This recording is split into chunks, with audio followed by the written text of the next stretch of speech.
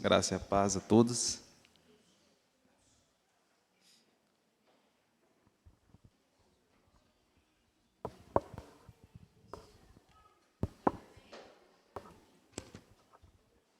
Nós vamos dar sequência, então, à nossa EBD. Creio que domingo passado o pastor, ou professor que deu aula, falou sobre introdução aos profetas. E hoje nós vamos falar sobre o livro do profeta Isaías. A teologia bíblica do livro de Isaías.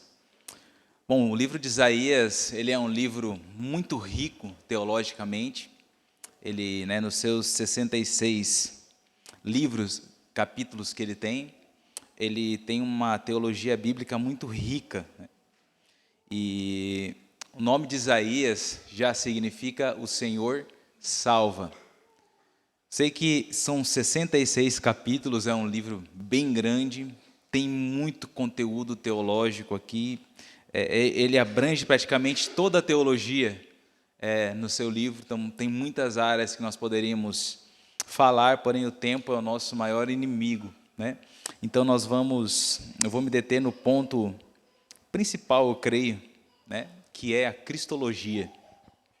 Então nós sabemos que Isaías ele foi um filho de Amós, ele profetizou em Jerusalém, nos seus arredores, como um profeta de Judá, e ele profetizou, ele teve o seu ministério, o seu exercício do seu ministério, durante o reinado de 4 reis, do rei Uzias, o rei Jotão, o rei Acás e também o rei Ezequias. Então, provavelmente, aproximadamente, nos anos de 739 a 686 a.C., foi esse período que Isaías profetizou. Então, como falei, o livro é uma obra-prima teológica, é riquíssimo, mas, porém, nós vamos nos deter na cristologia de Isaías. Então, nós vamos ver que Isaías ele é sobre Cristo. Então, aqui estão algumas profecias messiânicas. Isaías 7:14, que diz o seguinte: Eis que a virgem conceberá e dará à luz a um filho, e lhe chamará Emanuel. Então, nós temos aí a profecia da virgem que dará à luz a um filho, o Emanuel, que ele aponta, então, para o nascimento virginal de Cristo por intermédio de Maria. Isaías 9:6, porque um menino nos nasceu, um filho se nos deu, e o governo está sobre os seus ombros. Então, nós temos aí nas profecias, algumas das profecias messiânicas. Se você olhar para o Novo Testamento, a quantidade de citações que nós temos e referências do livro de Isaías no Novo Testamento é absurda, principalmente nos evangelhos. Então, é muito citado, Jesus cita. Então, nós vamos achar essas profecias messiânicas no livro de Isaías, o seu cumprimento e a sua citação em diversas partes do Novo Testamento. Então, como nós falamos, nós vamos nos deter sobre a cristologia. Então, nós vamos ver a divisão do livro desse modo. Do capítulo 1 até o 37, nós vamos ver o rei. Dos capítulos 38 ao 55, nós vamos ver o servo. E do capítulo 56 ao 66, nós vamos ver o conquistador ungido. Então, o contexto do livro de Isaías é um contexto muito abrangente, dentro da crise política e teológica que estava instaurada naquele período ali, principalmente por conta do domínio das grandes potências ali da região da Mesopotâmia. Judá, então, e Israel, eles foram ensinados a crer em Deus e crer que o Senhor era o Criador do universo, todo-poderoso, soberano, e que eles tinham uma aliança com esse Deus. Porém, eles criam, que pelo fato de eles serem esse único povo da aliança, então, desse modo, eles começaram a colocar isso de uma maneira que eles poderiam fazer o que quisessem e essa aliança não seria quebrada. Eles se acostumaram com isso, eles tomaram ali por rotina e começaram a agir com apenas cumprindo os rituais, cumprindo as cerimônias e não levando em consideração o seu comportamento, a prática do pecado, a desobediência e a rebeldia. Então, diante disso, eles passaram a viver na prática do pecado, na rebeldia contra Deus, contra a lei de Deus. Então, por isso que nós vamos ver aqui, falar sobre esse primeiro ponto dos capítulos 1 até o 37, o rei. E esse rei ele vai trazer justiça e julgamento. Então veja, Isaías ele descreve a história do reino de Judá, caracterizada por desobediência e julgamento divino. Então o que nós vamos encontrar aqui primeiramente? Uma nação rebelde, um povo rebelde. O povo de Israel ele se desviou do caminho do Senhor, praticando a idolatria e a injustiça social, a opressão. Então vamos olhar para o capítulo 1 de Isaías, dos versos 1 ao 20. Nós vamos ver aqui a condição do homem, a condição de rebeldia. Nós vemos aqui uma nação rebelde, nós vamos ver a condenação, então, da hipocrisia religiosa e um chamado, uma chamada do Senhor ao arrependimento. Isaías do 1 até o 20. Eu vou ler aqui, que eu vou ir falando os versículos. Então, visão de Isaías, filho de Amós, que ele teve a respeito de Judá e Jerusalém nos dias de Uzias, Jotão, Acás, Ezequias, reis de Judá. Ouvi, ó céus, e dá ouvidos, ó terra, porque o Senhor é quem fala. Criei filhos e os engrandeci, mas eles estão revoltados contra mim. O boi conhece o seu possuidor, e o jumento o dono da sua manjedoura. Mas Israel não tem conhecimento, o meu povo não entende. Ai desta nação pecaminosa, povo carregado de iniquidade, raça de malignos, filhos corruptores. Abandonaram o Senhor, blasfemaram do Santo de Israel, voltaram para trás. Então nós vemos aqui, nesse primeiro texto, o abandono e a rejeição de Deus por conta do seu povo. Veja que o Senhor fala, o boi conhece o seu possuidor, o jumento o seu dono, mas o meu povo não tem conhecimento de mim. Note que no verso 4 ele fala, abandonaram o Senhor, blasfemaram do Santo de Israel e voltaram para trás. Então, o Senhor está falando aqui da ação desse povo na rejeição de Deus. Os versos 5 e 6. Porque a vez de ainda ser feridos, visto que continuais em rebeldia, toda a cabeça está doente e todo o coração enfermo, desde a planta do pé até a cabeça. Então veja que ele está falando de uma corrupção total, ele está falando da totalidade da corrupção do povo, em todos os sentidos, todo o povo. Veja, toda a cabeça está doente, todo o coração enfermo, da planta do pé até a cabeça não há nele coisa sã, senão feridas, contusões, chagas. Então o Senhor vai descrevendo aqui o estado, a condição do povo. Tudo isso por conta do abandono e da rejeição do Senhor, dos mandamentos do Senhor, da palavra de Deus. Então veja, dos versos 11 e 15, ele vai dizer assim, de que me serve a minha multidão de vossos sacrifícios? Diz o Senhor, estou farto dos holocaustos de carneiros e da gordura de animais cevados, e não me agrado do sangue de novilhos, nem de cordeiros, nem de bodes. Quando vindes para comparecer perante mim, quem vos requereu só pisardes os meus átrios? Não continueis a trazer ofertas vãs. O incenso é para mim abominação, e também as festas da lua nova. Os sábados e a convocação das congregações, não posso suportar iniquidade associada ao juntamento solene. As vossas festas da lua nova e as vossas solenidades, a minha alma as aborrece, já me são pesadas, estou cansado de as sofrer. Pelo que, quando estendeis as mãos, escondo de vós os olhos. Sim, quando multiplicais as vossas orações, não as ouço, porque as vossas mãos estão cheias de sangue. Olha que descrição terrível o Senhor falando aqui da hipocrisia religiosa e também falando da falsa adoração. Veja, há uma coisa aqui, o Deus Todo-Poderoso, ele fala que ele está cansado. Deus falando que está cansado. Veja, nós temos o grande Deus, o Deus onipotente, o Criador de todas as coisas, revelando aqui que ele está cansado. A expressão aqui, ela demonstra o quanto Deus está irritado, o quanto Deus está irado com a falsa adoração promovida pelo povo. Note que Deus não se cansa, né? Você pode até ver aqui o Senhor falando que está cansado, e lá no final do livro nós vamos ver o Senhor em Isaías 40, dizendo que Deus não se cansa, o poderoso de Israel não se cansa, nem se afadiga. Então você olha para isso e olha lá para o final, você parece que vê uma contradição, mas não. É porque Deus, quando Ele vai comunicar conosco, quando Ele vai falar com o seu povo, Ele procura falar, Ele se abaixa até nós, Ele desce até o nosso nível, para que nós possamos entender o que o Senhor quer comunicar, porque a sua mente, a sua compreensão, os seus pensamentos são tão elevados de uma forma que nós não temos essa compreensão.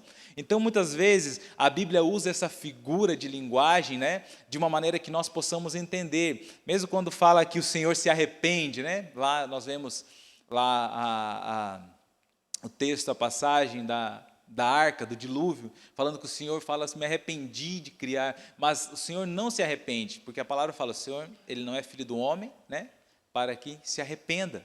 Então veja, é a maneira como Deus usa para falar conosco. Então veja bem, o Senhor está falando que o sentimento que Ele tem é de canseira, de enfado, por ver o povo oferecendo uma falsa adoração, um falso culto, uma adoração hipócrita. Então, após isso, o Senhor já a falar do problema do povo, falar qual é o problema que o povo está causando, o sentimento que o povo está causando nele, nos versos 17 até o 19, ele diz o seguinte, ou melhor, do 16, lavai-vos, purificai-vos, tirai a maldade de vossos atos de diante dos meus olhos, cessai de fazer o mal, aprendei a fazer o bem, atendei a justiça, repreendei ao opressor, defendei o direito do órfão, pleiteai a causa das viúvas. Vinde, pois, não, aqui já é até o 17.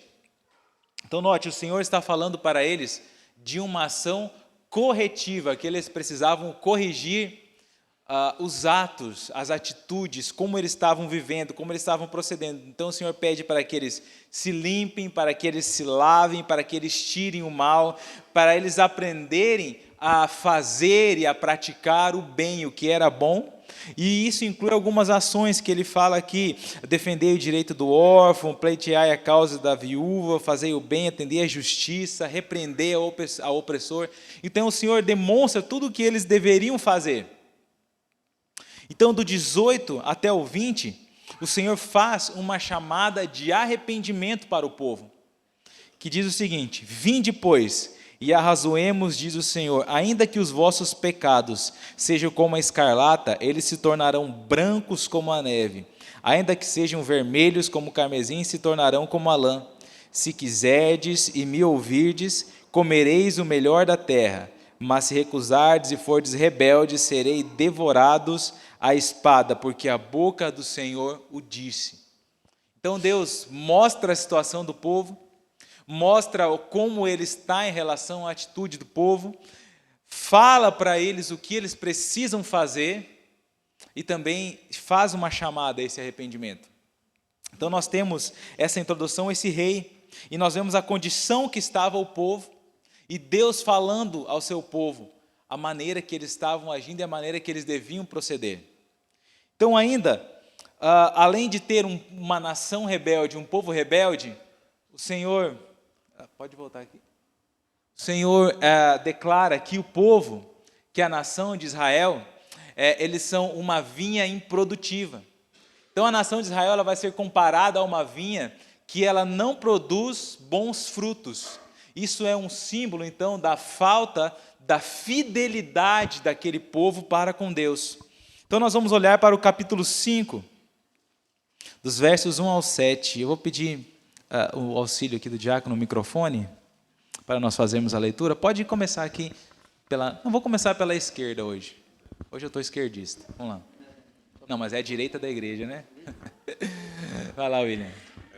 É do 5, do 1 ao 7. Agora cantarei ao meu amado o cântico do meu amado a respeito da sua vinha. O meu amado teve uma vinha no outeiro fertilicíssimo. Sachou-a, limpou-a das pedras e a plantou de vides escolhidas. Edificou no meio dela uma torre e também abriu um lagar. Ele esperava que desse uvas boas, mas deu uvas bravas. Agora, pois, ó moradores de Jerusalém e homens de Judá, julgai, vós peço, entre mim e a minha vinha. Que mais se podia fazer ainda a minha vinha, que eu lhe não tenha feito? E como, esperando eu que desse uvas boas, veio a produzir uvas bravas? Agora, pois, vos farei saber o que pretendo fazer à minha vinha. Tirarei a sua sebe, para que a vinha sirva de pasto. Derribarei o seu muro, para que não seja pisada. Torná-la-ei em deserto, não será podada nem sachada, mas crescerão nela espinheiros e abrolhos. As nuvens darei ordem que não derrame chuva sobre ela. Porque a vinha do Senhor dos Exércitos é a casa de Israel, e os homens de Judá são a planta dileta do Senhor. Este desejou que exercessem juízo, e eis aí quebrantamento da lei, justiça, e eis aí clamor. Então, note, o Senhor está falando aqui sobre o estado, né, da nação como uma vinha, como a produção deles estava totalmente errada. O verso 1, ele está falando, o meu amado, está falando de um relacionamento de intimidade, né, do povo para com Deus. Agora cantarei ao meu amado cântico do meu amado a respeito da sua vinha. O meu amado teve uma vinha no outeiro fertilíssimo. Veja que no verso 2 fala que ele plantou essa vinha, que ele regou essa vinha, que ele cuidou dessa vinha, que ele selecionou, né? Olha bem, ele plantou vides escolhidas, selecionadas, ele escolheu essas vides para isso. Só que ele estava esperando que elas dessem uvas boas, porém elas deram uvas bravas. Então o problema que nós vemos aqui não era o agricultor, não era a figura do agricultor que escolheu ali vinhas seletas, mas é a produção delas, o problema estava na vinha. Então veja, como estão as nossas atitudes diante disso? Como está a nossa produção, sendo que nós fomos escolhidos, chamados por Deus, plantados por Deus, cuidados por Deus, regados por Deus? Como está a nossa produção? Como nós estamos produzindo como uma vinha escolhida do Senhor? Como nós produzimos? Quais são os nossos frutos? O que nós estamos fazendo? Qual é o resultado daquilo que nós fazemos? Então, veja que o Senhor está falando que essas vinhas eram improdutivas e que elas produziam uvas bravas, amargas, impróprias para o consumo. Então, nos versos 5 e 6, nós vemos o Senhor falando que Ele vai retirar o cuidado dessa vinha, se essa vinha, porque se essa vinha não produziu frutos bons, se ela tivesse produzido frutos bons, ela seria mantida. Então veja que a partir do verso 8, o Senhor passa a mostrar, nós não vamos ler aqui porque é muito grande, Ele passa a mostrar o fruto podre e amargo produzido por essas vinhas. Então ele começa a descrever uma sequência de ais aqui, ais dos que ajuntam a casa se reúne no campo até que não haja mais lugar, ai dos que se levantam pela manhã e seguem a bebedice, continuam até alta noite, ai dos que puxam para si a iniquidade. Ele vai promulgando aqui uma sequência de ais sobre esse povo, sobre essa nação. Então, os dois primeiros, eles lidam com o abuso dos benefícios materiais que eles tinham e também com a ganância. E os 4 últimos ais, eles revelam o fracasso moral e espiritual dessa vinha. Então, partindo desse texto aqui, quando chega no verso 24, Deus ele vai revelar o julgamento que virá sobre a nação de Israel pela falta de arrependimento. Então, no verso 24, a Aline pode ler para nós, 24.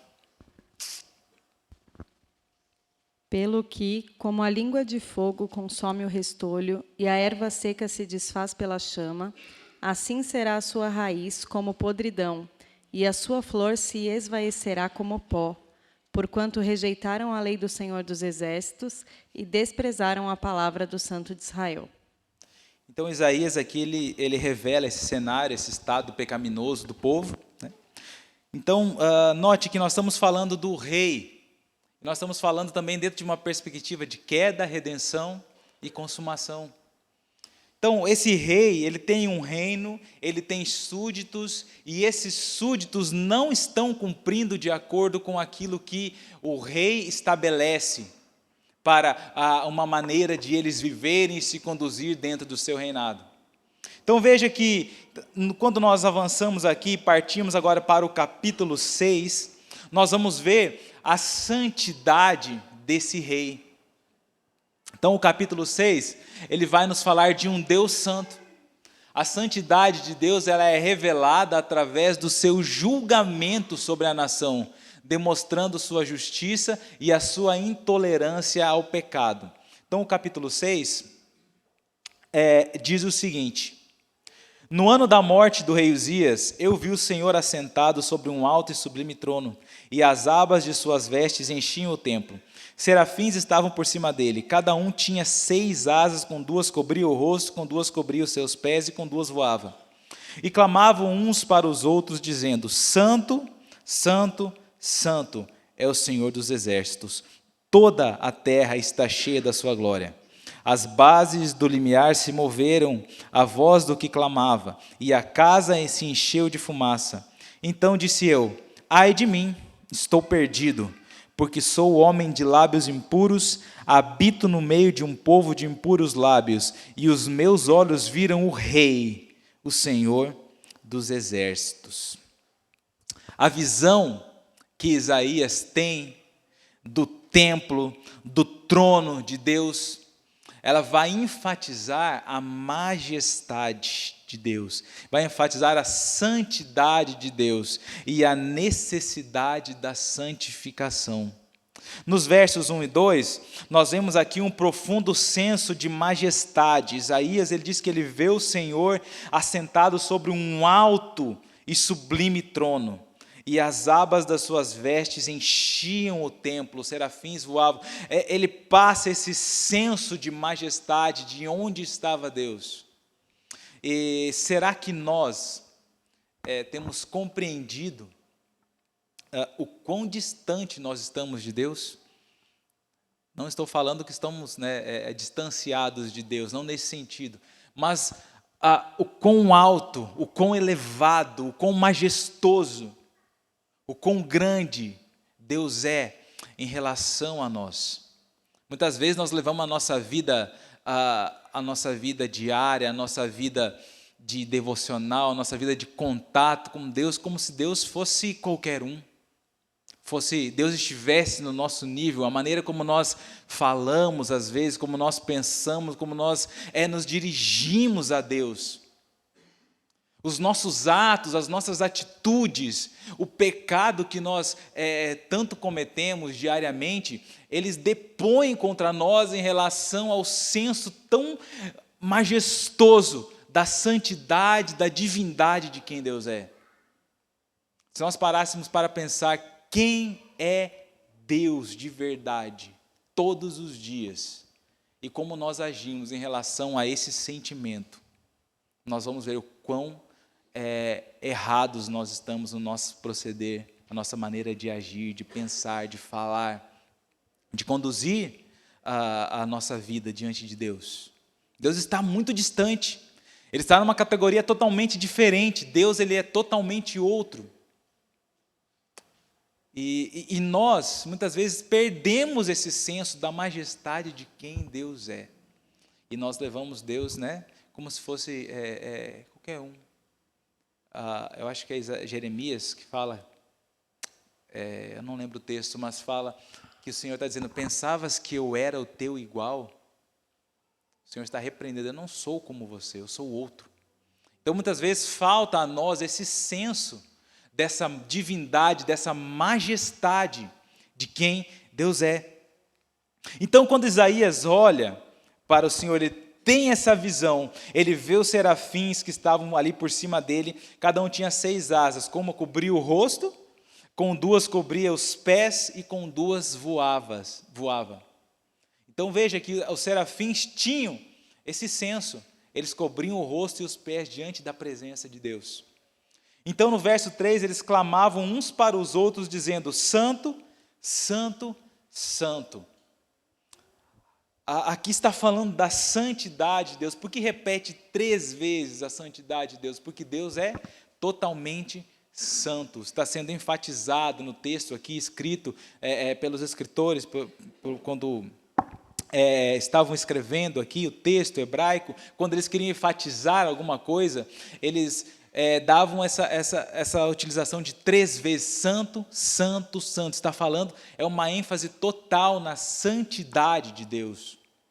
Então, quando Isaías vê quem é Deus, vê a majestade de Deus, vê a santidade de Deus, então no verso 5 ele fala, ai de mim, estou perdido, porque sou um homem de lábios impuros. Então, nós só podemos ter uma correta compreensão de quem nós somos, do nosso pecado, da nossa falha, do nosso tamanho em relação a Deus, quando nós entendemos quem Deus é, um rei santo. Isaías 40, 25 fala aquele texto, né? É o texto que fala, pensavas que eu era teu igual. Isaías 40, 25. Obrigado, meu irmão. Então, quando nós entendemos quem Deus é, aí então nós entendemos quem nós somos. Nós entendemos que Ele é um rei majestoso.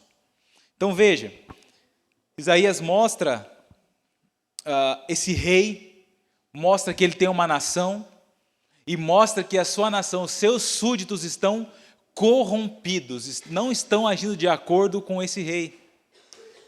Mas veja que ele vai falar também,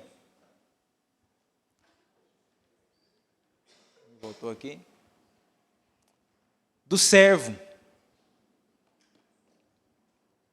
Então, dos capítulos 38 até os 55, Isaías vai falar do servo, o servo sofredor. Então, Isaías revela o servo sofredor que representa a figura de Jesus Cristo e a sua obra de redenção, a obra redentora, redentiva de Cristo. Então, quando nós olhamos, vamos ler Isaías 53, pode passar para a Anne aqui. Isaías 53, vai nos falar do servo sofredor. Mas antes pode abrir primeiro, Atos 8, do 27 ao 35. Atos 8, 27 a 35? Isso.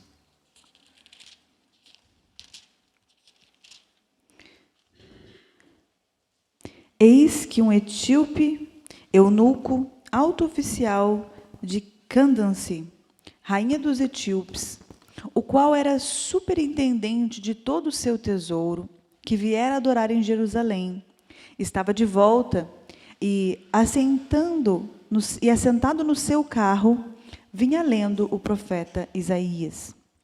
Então, o Espírito disse a Filipe, aproxima-te deste carro e acompanha-o. Correndo Filipe, ouviu ler o profeta Isaías e perguntou, compreendes o que vens lendo? Ele respondeu, como poderei entender se alguém não me explicar? E convidou Filipe a subir, a ajuntar-se junto a ele. Ora, a passagem da Escritura que estava lendo era esta, foi levado como uma ovelha ao matadouro, e como um cordeiro mudo perante o seu tosquiador, assim ele não abriu a boca. Na sua humilhação lhe negaram justiça. Quem lhe poderá descrever a geração? Porque da terra a sua vida é tirada. Então o eunuco disse a Filipe, peço-te que me expliques a quem se refere o profeta. Fala de si mesmo ou de algum outro? Então Filipe explicou, e começando esta passagem da Escritura, anunciou-lhe a Jesus. Até o 35, né? 35. Então, podemos ver aqui que Filipe, essa passagem muito conhecida de todos, né?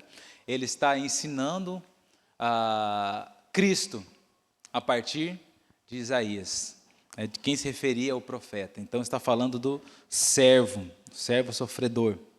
Então, nós vamos partir para um ponto agora de redenção, um ponto redentivo. Quando nós olhamos para o capítulo 53 de Isaías, nós vamos ver ali a descrição, o sofrimento, a expiação pelos nossos pecados, apontando ali para Cristo.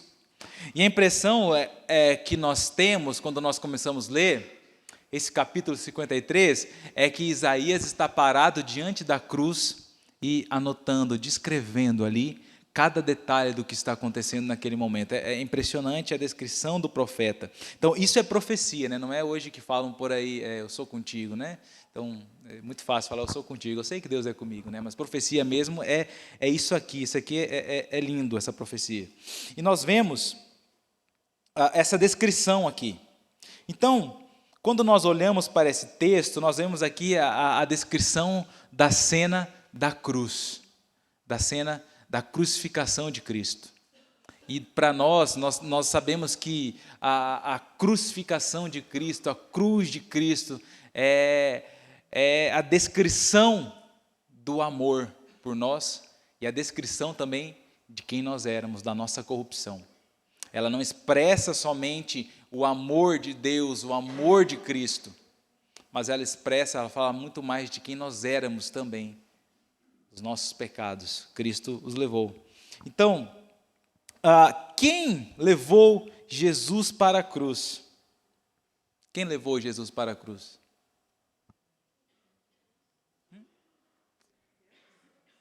Deus? O próprio povo? O que mais? Os nossos pecados. Então, nós todos aqui levamos Jesus para a cruz, o Pai levou Jesus para a cruz, o próprio Pai, e o próprio Jesus, voluntariamente, ele foi à cruz. Então vejam, os nossos pecados, Isaías 53, deixa eu abrir aqui. Os versos 4. Certamente ele tomou sobre si as nossas enfermidades e as nossas dores, levou sobre si, e nós o reputávamos por aflito, ferido de Deus e oprimido. O verso 5, mas ele foi transpassado pelas nossas transgressões e moído pelas nossas iniquidades, e o castigo que nos traz a paz estava sobre ele, e pelas suas pisaduras nós fomos sarados. O verso 8, por juízo o opressor foi arrebatado, e de sua linhagem quem dela cogitou? Porquanto foi cortado da terra dos viventes, por causa da transgressão do meu povo foi ele ferido. E ainda o verso 12, por isso eu lhe darei muitos com a sua parte, e com os poderosos repartirá ele o despojo, porquanto derramou a sua alma na morte, foi contado com os transgressores, contudo levou sobre si o pecado de todos, de muitos, e pelos transgressores intercedeu. Está aí já, se você deparar com algum universalista aí, né? Não um universalista que congrega na Universal, mas um universalista que fala que a salvação é para todos, você pode sacar aí a sua Bíblia no capítulo 53 de Isaías e ler o verso 12, né? Pelo pecado de muitos, não de todos, né?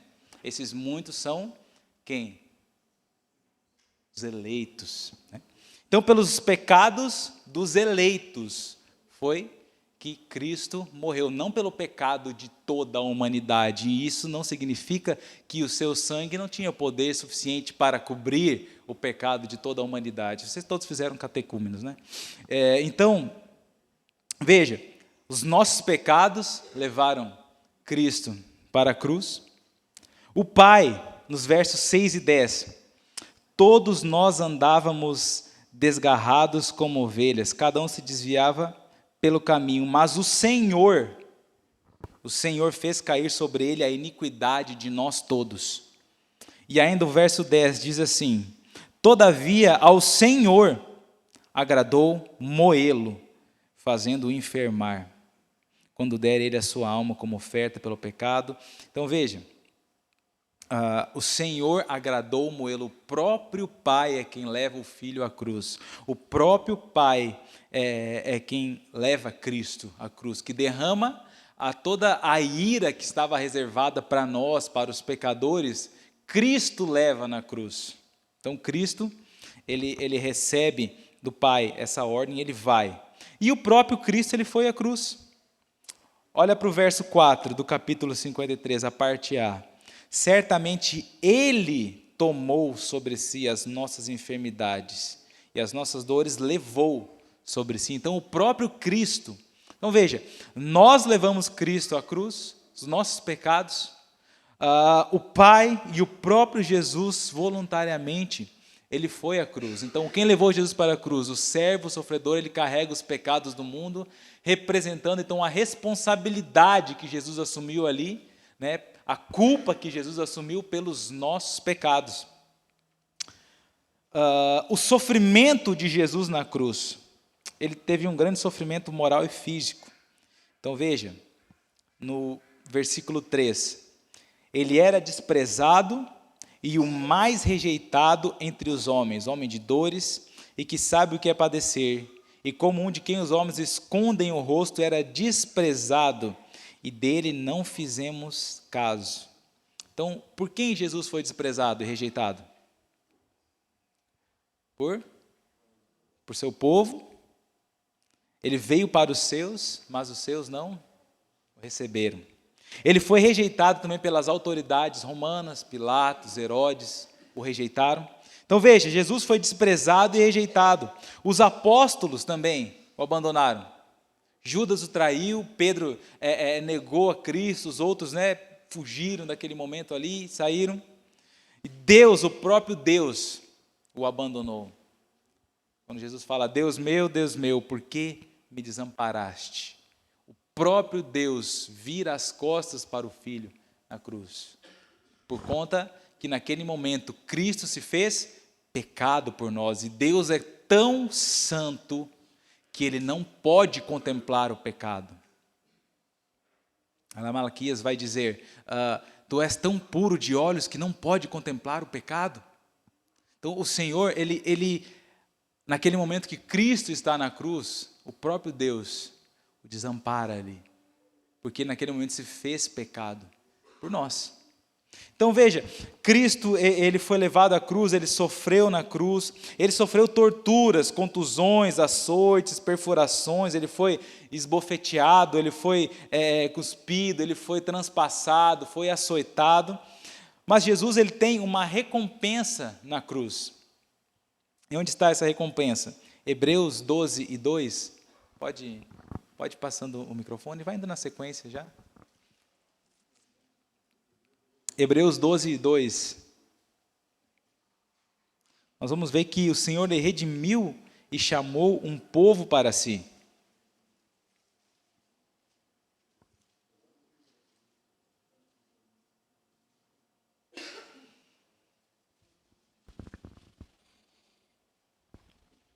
Olhando firmemente para o autor e consumador da fé, Jesus, o qual em troca da alegria que lhe estava proposta, suportou a cruz, não fazendo caso da ignomínia, e está assentado à destra do trono de Deus. Então veja, isso é exatamente o que está escrito aqui nos versos 11 e 12 de Isaías 53. Ele verá, verso 11, o fruto do penoso trabalho de sua alma e ficará satisfeito. O meu servo, o justo, com o seu conhecimento, justificará a muitos, porque as iniquidades deles levará sobre si. Por isso eu lhe darei muitos como a sua parte, e com os poderosos repartirá ele o despojo, porquanto derramou a sua alma na morte, foi contado com os transgressores, contudo levou sobre si o pecado de muitos pelos transgressores e intercedeu. Então a recompensa de Cristo na cruz foi redimir um povo e chamar um povo para si. O servo ele é exaltado, e recompensado por sua obediência, simbolizando a ressurreição de Jesus e a vitória sobre o pecado e a morte, e conquistando um povo para si. Então veja, você é a recompensa de Cristo. Você é o presente que Cristo adquiriu na cruz. Se bem que tem uns que parecem presente de grego, né? Mas esse é o presente de Cristo, irmão. Né? É brincadeira, viu? Todos são uma benção. Mas veja, nós somos o que Cristo conquistou na cruz. O que Cristo ganhou na cruz, o seu povo redimido para si. Também a glória do Pai, o nome do Pai sendo exaltado nisso.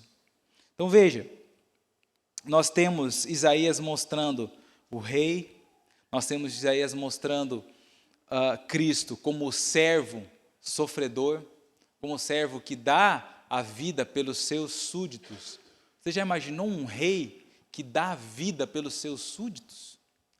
Nós assistimos, eu creio que assiste filmes, séries que mostram lá aqueles períodos monárquicos, aqueles grandes reis, e geralmente nós vemos os cavaleiros, os servos dando a vida pelo rei.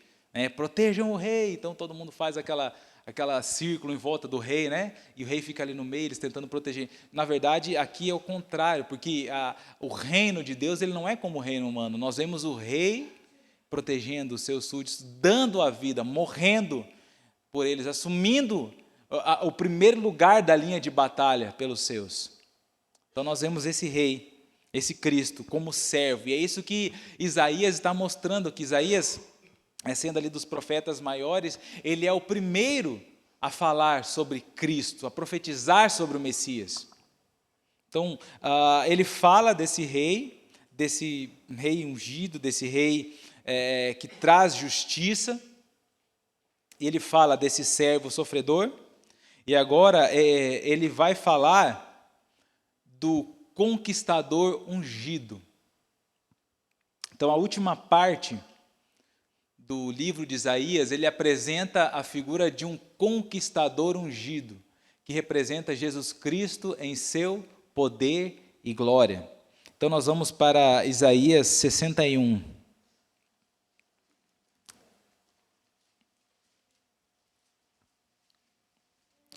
Nós vamos ler do verso 1 ao 3. Pode ir. E depois Lucas, nós vamos ler do 4, 16 ao 20.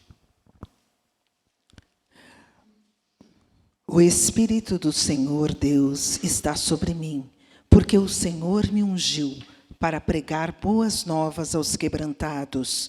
Enviou-me a curar os quebrantados de coração, a proclamar libertação aos cativos e a pôr em liberdade os algemados, a apregoar o ano aceitável do Senhor e o dia da vingança do nosso Deus, a consolar todos os que choram e a pôr sobre os que em Sião estão de luto uma coroa em vez de cinzas, óleo de alegria em vez de pranto, veste de louvor em vez de espírito angustiado, a fim de que se chamem carvalhos de justiça, plantados pelo Senhor para a sua glória.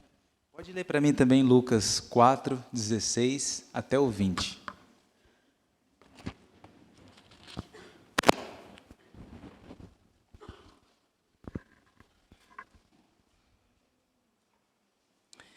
Indo para Nazaré, onde fora criado, entrou num sábado na sinagoga, segundo o seu costume, e levantou-se para ler. Então lhe deram o livro do profeta Isaías, e abrindo o livro, achou o lugar onde estava escrito: O Espírito do Senhor está sobre mim, pelo que me ungiu para evangelizar os pobres, enviou-me para proclamar libertação aos cativos e restauração da vista aos cegos, para pôr em liberdade os oprimidos e apregoar o ano aceitável do Senhor. Tendo fechado o livro, devolveu-o ao assistente e sentou-se, e todos na sinagoga tinham os olhos fitos nele. Pode deixar aberto em Lucas, depois a gente vai ler mais um texto, tá? Então, no 61, nós vemos aqui Jesus citando, o que estava ali, Lá em Lucas, Jesus entra no templo, na sinagoga, ali ele começa a ler e falando sobre ele. Então ele é rejeitado ali naquele momento, mas ele fala, né? O que a Escritura está dizendo, está falando do cumprimento, né? da profecia. Então veja, a profecia messiânica aqui de Isaías se cumprindo lá, ele fala: hoje se cumpriu o que diz de mim as Escrituras.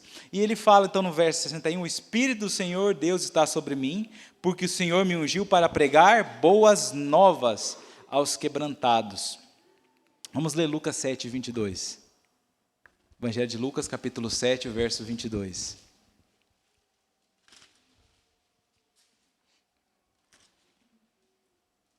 Então Jesus lhes respondeu: ide e anunciai a João o que vistes e ouvistes. Os cegos veem, os coxos andam, os leprosos são purificados, os surdos ouvem, os mortos são ressuscitados, e aos pobres anuncia-se-lhes o Evangelho. Isso, então Jesus está falando aqui que ele veio anunciar o Evangelho. Ele fala aos pobres aqui.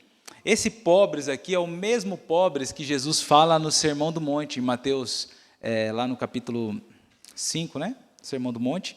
Ele fala, pobres de espírito. Quem são esses pobres de espírito? Parece, quando nós olhamos aqui, estamos vendo um pouco de teologia da missão integral, né? Missão aos pobres, evangelização, justiça social, mas não é isso. Não é esse tipo de missão que Jesus está falando. Não é esse tipo de libertação que Jesus está falando.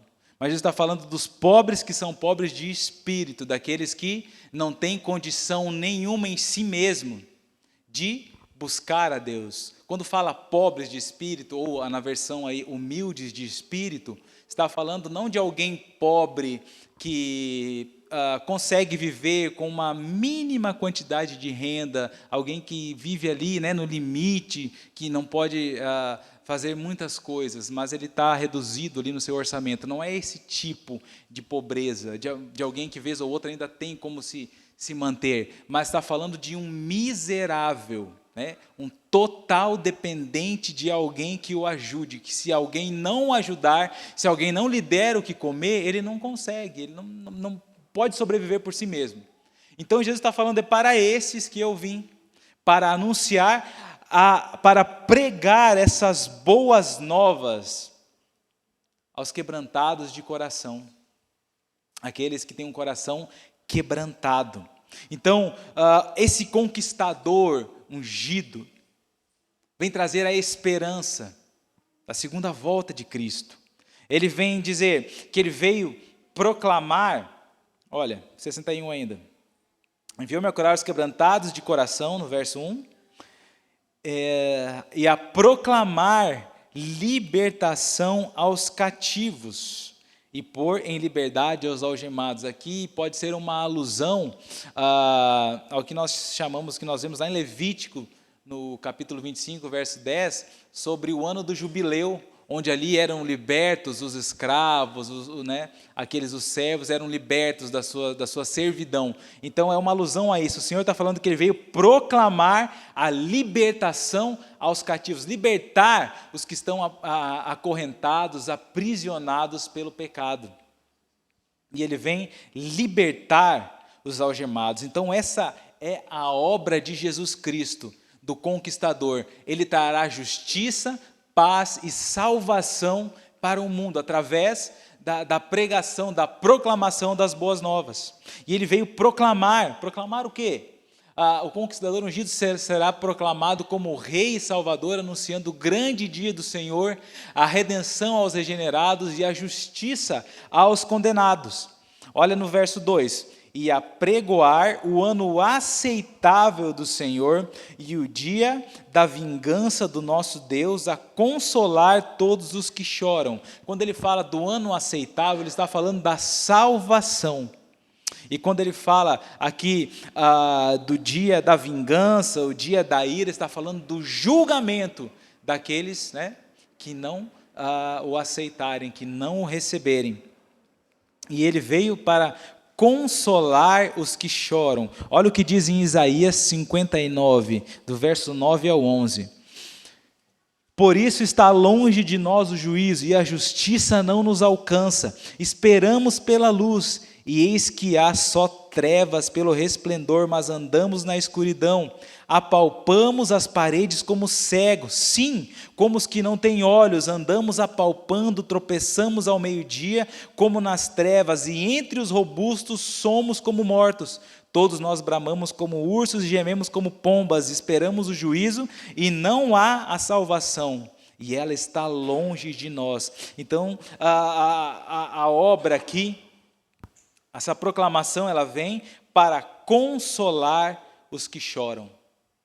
No Sermão do Monte, Jesus vai dizer: bem-aventurado os que choram, porque alcançarão misericórdia. Alcançarão misericórdia? Agora deixa eu conferir para não falar. Serão consolados, desculpa. Porque serão consolados.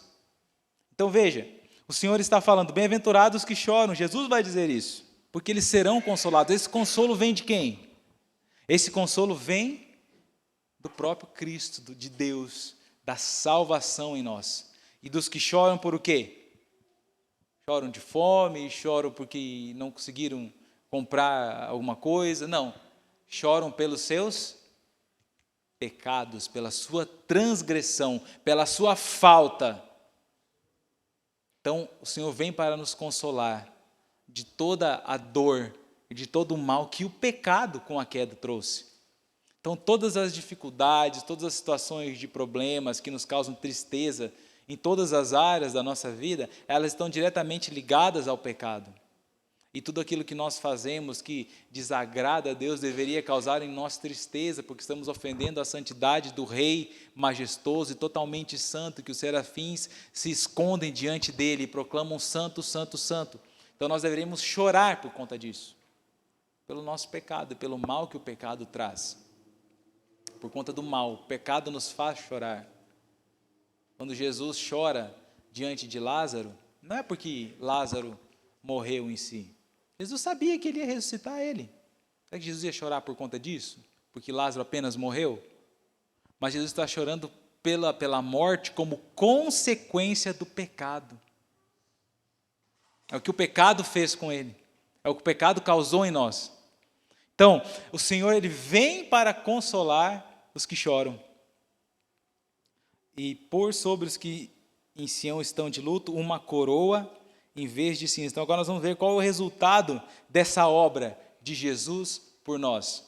Então olha, no verso 3, e a pôr sobre os que Sião estão de luto uma coroa em vez de cinzas. As cinzas naquele período, ela era colocada sobre a cabeça como um sinal de lamento. Quando eles estavam lamentando, você vai ver passagem que se cobriu de cinzas, né? Jó se cobriu de cinzas. Nós vamos ver lá Nínive, né? Todo o povo se cobrindo de pano de saco e cinza. Então a cinza era colocada sobre a cabeça como um sinal de lamento, como um sinal de tristeza. Mas no lugar da tristeza, no lugar dos que estão de luto, ele diz que será colocada uma coroa. O resultado da obra de Jesus por nós, a alegria ao invés do choro.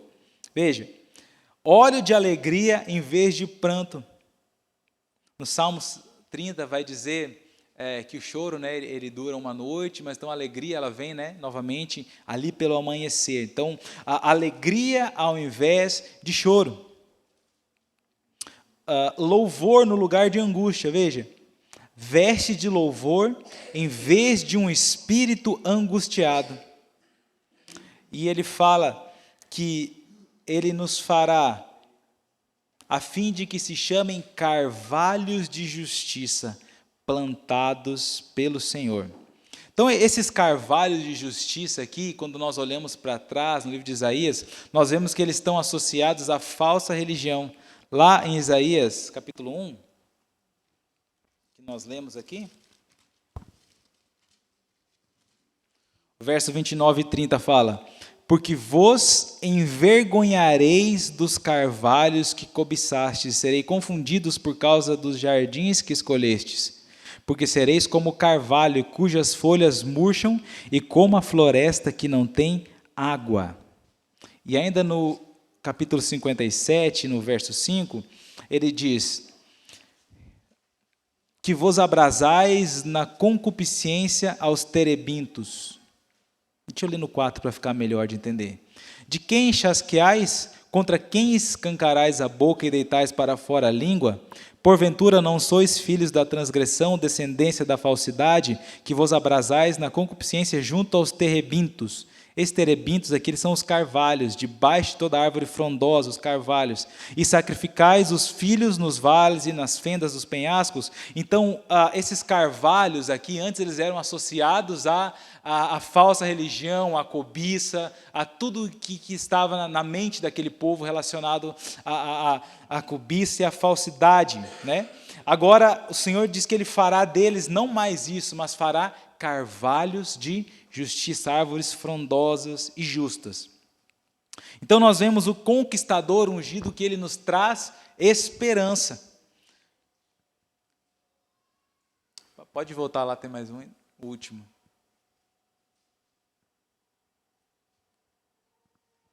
O último slide.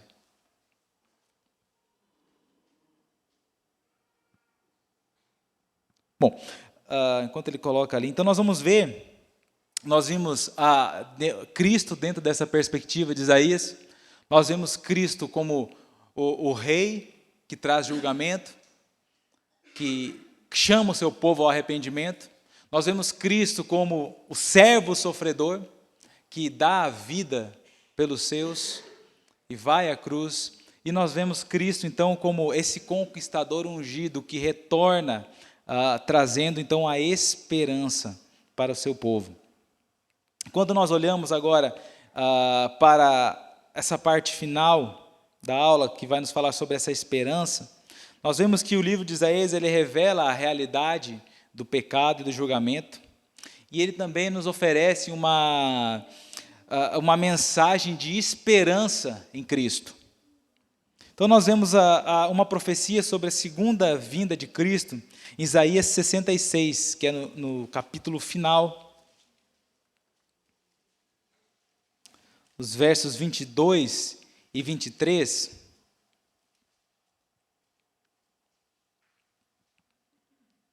versos 22 e 23, que diz assim: porque como os novos céus e a nova terra, que hei de fazer, estarão diante de mim, diz o Senhor, assim há de estar a vossa posteridade e o vosso nome.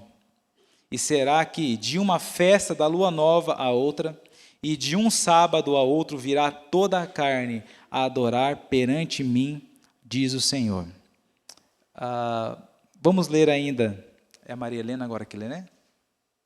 É, né? Isso. 2 Pedro 3 e o verso 13. E depois o Edmilson abre para nós em Apocalipse 21 e o verso 1. Então, 2 Pedro 3 e verso 13 e Apocalipse 21.1. O William foi sentar ali de novo achando que ia ler, não vai ler não. Vai acabar aí. 2 Pedro 3.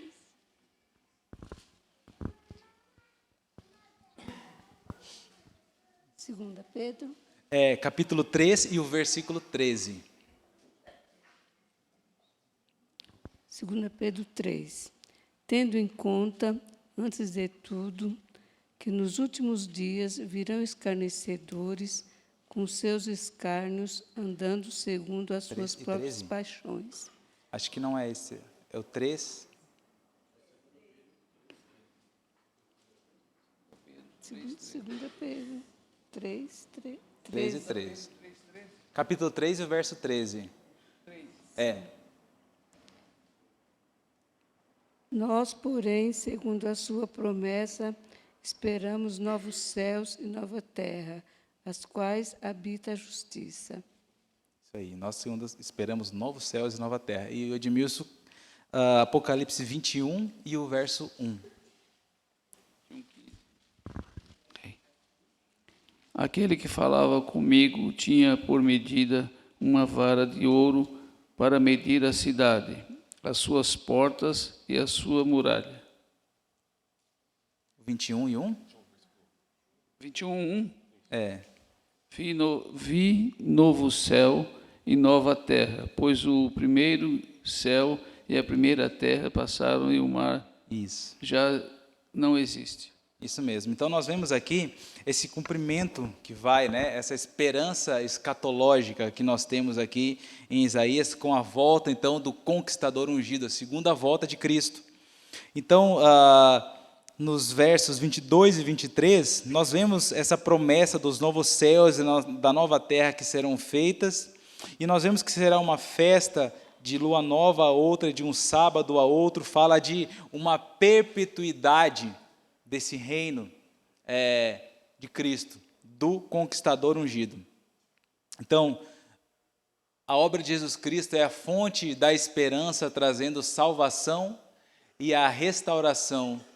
A obra de Jesus, ela trará paz, cura e vida abundante, então, para todos os que nele confiarem. E a mensagem de esperança, ela deve ser proclamada ao mundo, anunciando a vitória de Jesus sobre o pecado e a morte. Então, nós olhamos hoje para o livro de Isaías, dentro dessa perspectiva da cristologia, olhando para Cristo como o rei, como o servo, o sofredor, e como esse conquistador ungido que vai voltar, que vai nos buscar, que está preparando um novo céus e nova terra. Claro que o livro do profeta Isaías, como eu disse, ele é muito rico, tem muito tema, fala muito dos atributos de Deus, da onipotência, da soberania de Deus. É um livro rico, é um livro que vale muito a pena você ler, você estudar. O capítulo 40 mesmo é fantástico, ele fala de Deus, do que Ele faz, do seu poder, de quem Deus é. Então, mas hoje nós olhamos para essa perspectiva cristocêntrica, né? Nós sabemos que a Bíblia toda ela é sobre Cristo, e nós olhamos para Isaías, ele parece, né, 66 livros, 66 capítulos, e nós vemos aqui o Evangelho, nós vemos aqui Cristo, nós vemos aqui uma perspectiva de queda, redenção e restauração. Então, que nós possamos olhar para o livro de Isaías e ver, enxergar em nós o quanto nós estamos faltosos, muitas vezes, diante de Deus. Que nós possamos olhar para a santidade de Deus e entender quem nós somos, o nosso lugar, o nosso papel nesse reino. É a nossa busca por santificação. E nós possamos olhar para a cruz de Cristo, somente para a cruz de Cristo, para o servo sofredor, que por conta de nós, os nossos pecados, ele foi à cruz. Mas tudo isso com um olhar de esperança em um futuro, em um novo céu, em uma nova terra, onde não existirá mais dor, não existirá mais pranto, não existirá mais choro. Essa é a nossa esperança, essa é a esperança que está colocada aqui no livro de Isaías.